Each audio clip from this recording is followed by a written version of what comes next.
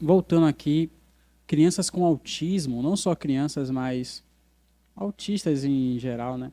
Eu vejo que existe tratamento com canabinoides, isso é real? Tem. E assim, extremamente intervencional. Assim, as crianças, na primeira semana que começam a tomar, já começam a ter resultados. Eu toda semana recebo lá no consultório, assim, relatos dos pais, né?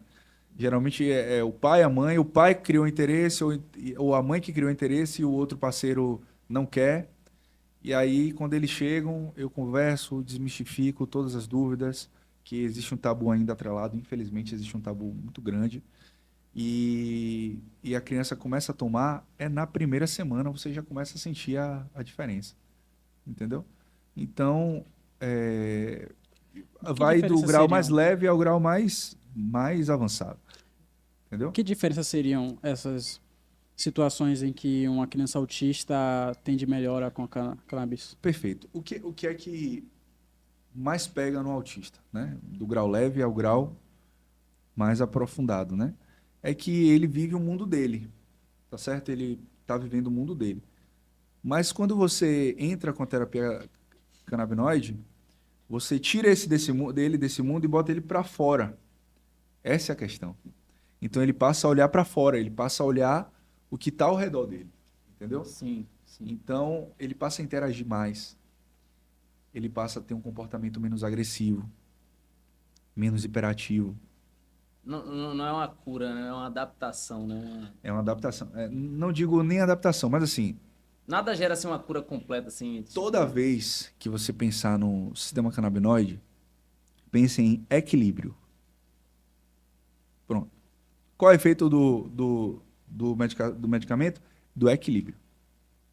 Porque ele vai desinflamar, ele vai equilibrar, ele vai conter para equilibrar, entendeu? Então, sempre a função final desse cannabis vai ser equilíbrio. Então, a ideia é a gente equilibrar, é criar uma homeostase naquela função fisiológica daquela pessoa.